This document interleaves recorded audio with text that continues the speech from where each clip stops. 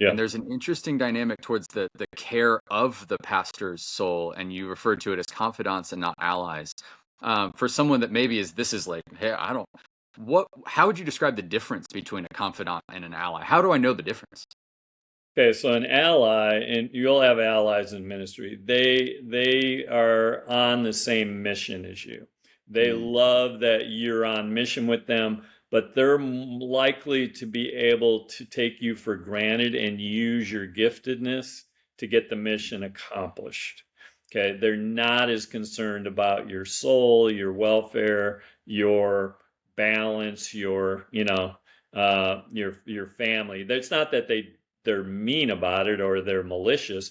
mm, They're on mission with you. So they're like, let's go and let's not worry about burning out or anything else. Whereas the confidant goes, hey, I'm very excited about your giftedness. I'm very excited about the kingdom responsibilities, but you're just a steward and you're limited and you need love, you need protection, you need care, and I'm here to remind you of that and to provide that whenever possible. That's a confidant. They're few, but they're super valuable. And here's Brian. I don't know how much you watch the statistics out there, but here's the reality that's kind of sobering yeah.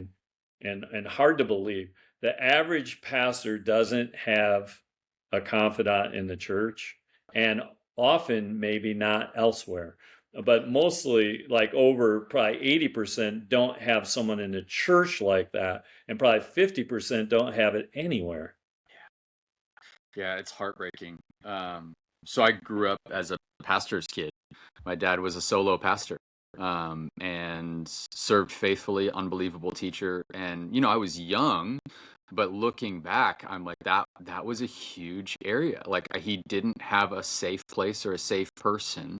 I think maybe he had one, but how much into that was he willing to be vulnerable Yeah, and invest in that relationship? And I've had the blessing, I see it as a gift from God of being in environments where I have had that. Now it's taken some work, and yeah, and I've been it's not always been fun. It's not always been easy to right. have a confidant that's like, hey man, I love this, but you got to tune this up. You got to pay Yeah, attention to this because that's not going in the right direction. Is a humbling thing and it is a challenging thing to hear. But if we're going to arrive at spiritual health and fruitfulness for the long term, I need those people around me. Like yeah. if I'm isolated, that's just not gonna end anywhere good. Well, and think about it this way, Brian. So I really appreciate your story and just how personal that is. Um, think about it this way, if for no other reason, do it for God and do it for your people. Like, get people in your life that love you, but also, the wounds of a friend are there, at times. But like they love you and they care for you and they're not giving up on you and they're for you and your marriage and your kids and those kind of people are invaluable. And I would say necessary to go the long haul in ministry.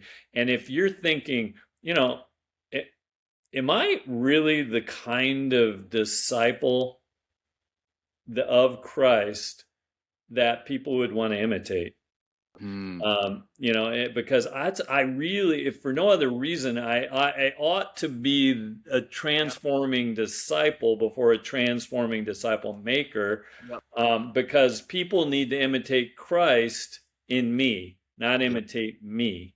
And if Right. I'm way out of whack or way out of balance or not taking care of my soul or I don't have deep friendships, is that what I would want for my people? I don't think so. Yeah. 1 Corinthians 11:1. It's such a Yep. sobering imitate me as I imitate Christ. Right. And I'm like, oof.